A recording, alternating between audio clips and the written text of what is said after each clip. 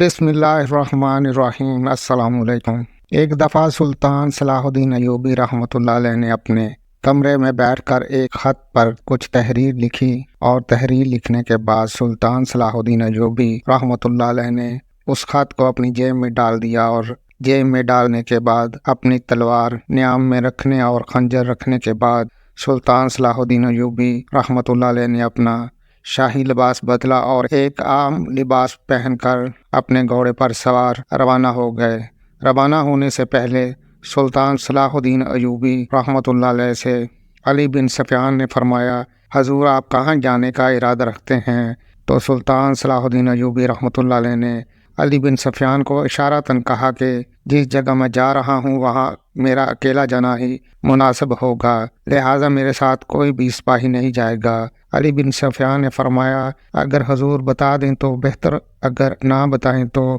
جیسا حضور کو اچھا لگے۔ سلطان خاموش رہے اور کہا کہ میرے لیے دعا کرنا، لیکن جس جگہ سلطان جا رہے تھے وہ جگہ بہت دور تھی، اور اس جگہ پر پہنچنے کے لیے سلطان کو مسلسل کئی جنگلوں، گاؤں اور قصبوں سے گزرنا تھا۔ سلطان صلاح الدین ایوبی رحمۃ اللہ علیہ علی بن سفیان کو خدا حافظ کہہ کر اپنے تیز رفتار گھوڑے پر سوار ہوئے۔ چلتے چلتے سلطان صلاح الدین ایوبی کو تقریباً 3 دن مسلسل سفر کرنے کے بعد سلطان ایک غار کے دہانے پر جا پہنچے۔ سلطان صلاح الدین ایوبی رحمۃ اللہ علیہ نے سلام کیا تو اندر سے جواب آیا، اے میرے سلطان اندر آ جائیے۔ در حقیقت اس غار کے اندر سلطان کا ایک بڑا رہنما بزرگ رہتا تھا، جو سلطان صلاح الدین ایوبی رحمۃ اللہ علیہ کے خفیہ پیغامات سلطان کے جاسوسوں تک پہنچاتا تھا۔ لہٰذا سلطان صلاح الدین ایوبی جب بھی اس بزرگ کو پیغام دینے جاتے تو سلطان اکیلے جاتے اور کسی کو ساتھ نہ لے کر جاتے تھے،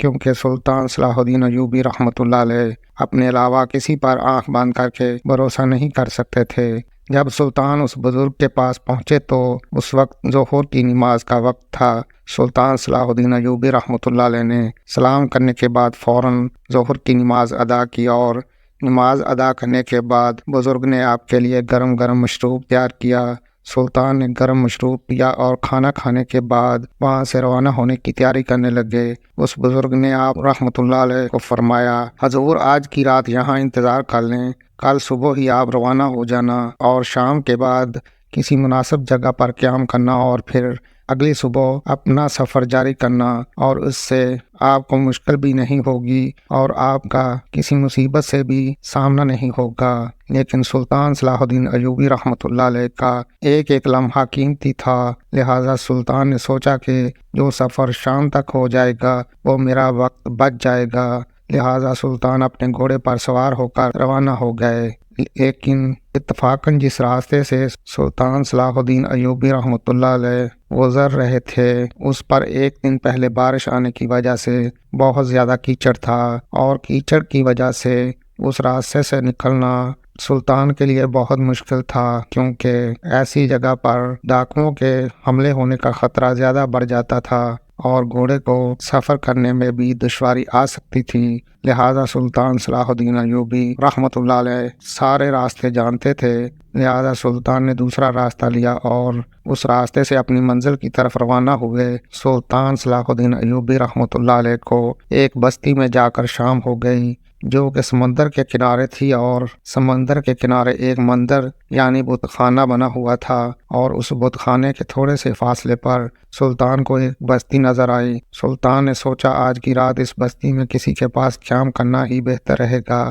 لہٰذا سلطان صلاح الدین ایوبی رحمۃ اللہ علیہ جب اس بستی میں پہنچے تو سلطان کا گھوڑا ایک بوڑھی کی جھونپڑی کے آگے جا رکا۔ سلطان کے گھوڑے کی جیسے ہی آواز اس بوڑھی نے سنی تو دوڑ کر اپنے خیمے سے باہر نکلی، اور اس نے آ کر سلطان صلاح الدین ایوبی رحمۃ اللہ علیہ کو فرمایا، اے مسافر، جب بھی کوئی مسافر اس بستی سے گزرتا ہے تو میں ہی اس کی مہمان نوازی کرتی ہوں، لہٰذا آپ آج رات میرے پاس قیام کریں۔ وہ نہیں جانتی تھی کہ یہ مسافر کون ہے اور کہاں سے آ رہے ہیں۔ انہوں نے آپ کو مسافر سمجھا اور جھونپڑی کے اندر لے گئی۔ اس نے سلطان کو مسافر سمجھا، اور دوسری طرف سلطان صلاح الدین ایوبی رحمۃ اللہ علیہ ایک عام آدمی کے حلیے میں تھے، لہٰذا اس عورت کو پہچاننے میں مشکل ہو گیا کہ آپ کون ہیں۔ بوڑھی عورت نے سلطان کے لیے اچھا سا کھانا تیار کیا، سلطان کو پیش کیا۔ بوڑھی عورت کی باتوں سے ہی سلطان کو پتہ چل گیا تھا کہ یہ بوڑھی عورت مسلمان ہے، اور وہاں ایک مسجد دیکھ کر سلطان کو یہ پتہ چل گیا کہ یہ ساری بستی مسلمانوں کی ہے۔ لہٰذا سلطان صلاح الدین ایوبی رحمۃ اللہ علیہ نے آرام سے بیٹھ کر کھانا نوش فرمایا، لیکن سلطان کوئی عام آدمی نہیں تھے۔ آپ کی دور اندیش آنکھوں نے یہ جانچ لیا تھا کہ بوڑھی عورت اس وقت بہت پریشان تھی۔ سلطان صلاح الدین ایوبی رحمۃ اللہ علیہ نے دوسری طرف دیکھا تو بستر میں ایک نوجوان حسین و جمیل لڑکی سو رہی تھی۔ سلطان نے بوڑھی عورت کو کہا، اماں جی یہ کون ہے اور آپ اتنی پریشان کیوں ہیں؟ تو اس نے کہا، اے مسافر، تم یہ پوچھ کر کیا کرو گے؟ تم نہیں جانتے کہ کل میرے اوپر کیا قیامت گزرنے والی ہے۔ جب اس کے منہ سے یہ الفاظ نکلے تو سلطان حیران ہوا اور پوچھا، اماں جی بتائیں آخر ایسا کیا ہوا؟ تو اس نے کہا، بیٹا شاید آپ نے بھی سمندر کے کنارے ایک بت خانہ دیکھا ہوگا۔ ہماری بستی کے لوگوں کا ایمان ہے کہ اس بت خانے میں ہر سال ایک شیطان آتا ہے، اور وہ شیطان ایک نوجوان کنواری لڑکی کی بلی لیتا ہے، اور ہر سال ہماری بستی میں چٹھی ڈال کے جس نوجوان لڑکی کا نام آ جائے اس لڑکی کو اس بت خانے کے اندر دلہن بنا کر بٹھا دیا جاتا ہے، اور رات کو وہ شیطان آتا ہے تو اس لڑکی کو مار دیتا ہے اور اس کا خون پینے کے بعد وہاں سے چلا جاتا ہے، اور سال میں ایک بار وہ شیطان آتا ہے۔ اور ہماری بستی والوں کا یہ کہنا ہے کہ اگر اس شیطان کو بلی نہ دی گئی تو وہ ساری بستی کو مار دے گا۔ یہ سن کر سلطان صلاح الدین ایوبی رحمۃ اللہ علیہ بڑے پریشان ہوئے اور کہا، اماں جی مسلمان ہو کر بستی والوں کا اتنا کمزور ایمان، یہ بہت شرم کی بات ہے کہ کبھی شیطان بھی مندروں میں آئے اور نوجوان کنواری لڑکیوں کی بلی لے۔ شیطان کبھی انسان کا خون نہیں پیتا ہے۔ تو اس بوڑھی عورت نے کہا، بیٹا یہ جھوٹ نہیں ہے، سچ ہے، کیونکہ ہر سال ہم اس مندر کے اندر ایک کنواری لڑکی کو بٹھاتے ہیں، اور جب صبح اس مندر میں جاتے ہیں تو اس لڑکی کی جان نکل چکی ہوتی ہے اور وہ مردہ ہوتی ہے۔ سلطان بڑا حیران ہوا اور پوچھا، اماں جی تو پھر آپ کیوں پریشان ہیں؟ تو اس نے کہا، اے مسافر، اس بار کسی اور لڑکی کی باری نہیں بلکہ میری اکلوتی بیٹی کی باری ہے، لہٰذا کل شام میری بیٹی کو اس مندر میں بٹھایا جائے گا، اور میری اکلوتی بیٹی کل شیطان کے ہاتھوں ماری جائے گی۔ اگر میں نے اپنی بیٹی کی بلی دینے سے روکا تو اس بستی والے ہم دونوں کو مار دیں گے۔ یہ سن کر سلطان بڑا حیران ہوا اور کہا، اماں جی آپ کو پریشان ہونے کی ضرورت نہیں، اگر آپ کو اللہ پر بھروسہ ہے تو آپ مجھ پر بھروسہ رکھیں، آپ کی بیٹی کو کچھ نہیں ہوگا۔ بوڑھی عورت کو سلطان کی باتوں سے تھوڑا بہت تو اطمینان ملا، لیکن یہ خوف اسے دل ہی دل میں کھائے جا رہا تھا کہ کل میری اکلوتی بیٹی شیطان کے ہاتھوں بلی چڑھ جائے گی۔ سلطان صلاح الدین ایوبی رحمۃ اللہ علیہ نے اگلی صبح اپنا سفر شروع نہیں کیا اور وہاں ٹھہر گئے۔ جب شام کا وقت ہوا تو سلطان نے عورت کو کہا، اماں جی آپ مجھے اپنی بیٹی کی جگہ گھونگھٹ پہنا کر اس بستی والوں کے سامنے اس مندر میں بٹھا دیں تاکہ میں اس راز سے پردہ اٹھا سکوں کہ آخر اس مندر کے اندر حقیقت میں شیطان آتا ہے یا پھر یہ بستی والوں کا ایک وسوسہ ہے۔ اس بوڑھی عورت نے کہا، بیٹا یہ تم کیا کہہ رہے ہو؟ اگر شیطان کو پتہ چل گیا کہ اس کے ساتھ دھوکہ ہوا اور ایک لڑکی کی جگہ ہم نے ایک مرد کو بٹھا دیا تو وہ بستی کو مار دے گا۔ یہ سن کر سلطان نے اس بوڑھی عورت کو کہا، اماں جان اگر آپ کے دل میں ذرا بھی ایمان ہے تو آپ مجھ پر بھروسہ رکھیں اور مجھے اپنی بیٹی کی جگہ گھونگھٹ میں بٹھا دیں، میں آج کی رات اس راز سے پردہ اٹھا دوں گا۔ اس بوڑھی عورت نے نہ چاہتے ہوئے بھی اپنی بیٹی کی جگہ سلطان صلاح الدین ایوبی رحمۃ اللہ علیہ کو گھونگھٹ میں بٹھا دیا اور بستی والوں کو کہا کہ میری بیٹی بالکل تیار ہو چکی ہے، لہٰذا آپ لے جائیں۔ بستی والوں نے سلطان صلاح الدین ایوبی رحمۃ اللہ علیہ کو ایک ڈولی میں بٹھایا اور اسے مندر میں جا کر بٹھا دیا۔ بستی والے چلے گئے، اندھیرا چھانے لگا۔ سلطان صلاح الدین ایوبی رحمۃ اللہ علیہ نے اسی وقت مندر کے اندر گھونگھٹ اتارا، سمندر کے کنارے گئے اور وضو کیا اور نماز عشاء ادا کرنے کے بعد قرآن پاک کی تلاوت کرنے لگے۔ وقت گزرتا رہا، آدھی رات کا وقت ہوا لیکن کوئی بھی شیطان نہیں آیا۔ سلطان صلاح الدین ایوبی رحمۃ اللہ علیہ دوبارہ حاجت کی وجہ سے باہر گئے، سمندر کے کنارے وضو کیا اور آ کر دوبارہ قرآن پاک کی تلاوت کرنے لگے، لیکن ابھی تک شیطان نہیں آیا۔ اتنے میں تہجد کی نماز کا وقت ہوا۔ سلطان نے تہجد کی نماز پڑھی اور فجر کی نماز ادا کرنے کے بعد قرآن پاک کی تلاوت میں نہ مشغول ہو گئے کہ دوپہر کا وقت ہو گیا اور سلطان کو پتہ ہی نہ چلا۔ دوسری طرف صبح جب گاؤں والوں نے بوڑھی کی بیٹی کو دیکھا تو یہ بات پورے گاؤں میں پھیل گئی اور لوگ ایک دوسرے سے کہنے لگے کہ اگر اس بوڑھی کی بیٹی اس جگہ موجود ہے تو پھر اس مندر میں کون لڑکی رات کو شیطان کے ہاتھوں بلی چڑھ گئی۔ یہ سن کر تمام لوگ بستی والے اکٹھے ہو کر اس بوڑھی عورت کے پاس پہنچے اور آ کر سوال کیا، بوڑھی اماں، اگر آپ کی بیٹی صحیح سلامت آپ کے پاس موجود ہے تو رات کو مندر میں کون لڑکی موجود تھی جو کہ شاید اب شیطان کے ہاتھوں مر چکی ہوگی؟ تو اس بوڑھی عورت نے بستی والوں کو شروع سے لے کر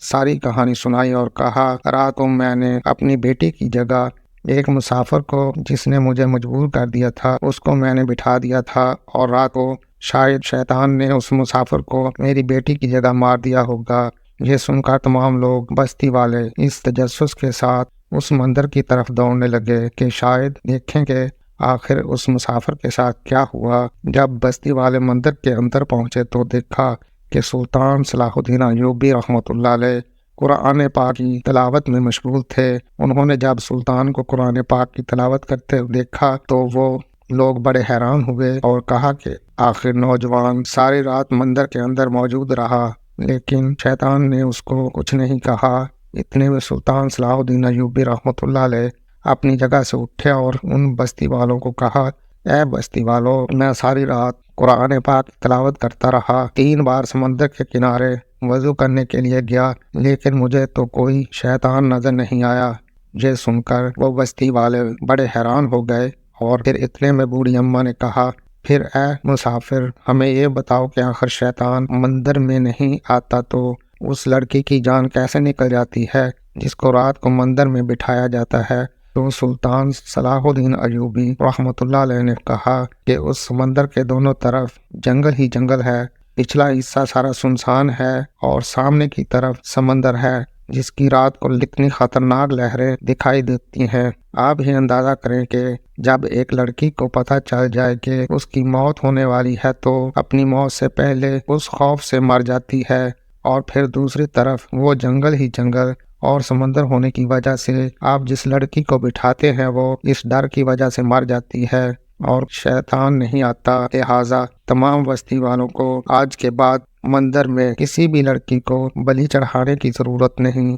اور اس طرح سلطان صلاح الدین ایوبی رحمۃ اللہ علیہ کی بہادری اور دلیری کی وجہ سے وہ گاؤں والے ایک بڑی مصیبت سے بچ گئے، اور اس بوڑھی عورت نے سلطان صلاح الدین ایوبی رحمۃ اللہ علیہ کے ہاتھ پیر چومنا شروع کر دیا اور فرمایا، اے مسافر، اگر تم نہ ہوتے تو شاید اب تک میں مر چکی ہوتی، میری بیٹی کے علاوہ میرا کوئی دنیا میں موجود نہ تھا، اگر آپ نہ آتے تو شاید میری بیٹی بھی مر چکی ہوتی۔ تو سلطان صلاح الدین ایوبی رحمۃ اللہ علیہ نے کہا، اماں جان، بے شک آپ مہمانوں کی اتنی قدر کرتی ہیں، حتیٰ کہ رات کو آپ اتنی پریشان تھی لیکن آپ نے میری مہمان نوازی میں ذرا بھی کمی نہیں چھوڑی، اور اللہ تعالیٰ کو آپ کی یہ نیکی پسند آ گئی اور اس لیے اللہ تعالیٰ نے مجھے آپ کی مدد کے لیے بھیج دیا۔ اتنے میں بستی والوں نے پوچھا، اے نوجوان، تم کون ہوتے ہو؟ اتنا بہادر اور دلیر انسان ہم نے آج تک نہیں دیکھا۔ تو سلطان صلاح الدین ایوبی رحمۃ اللہ علیہ نے فرمایا،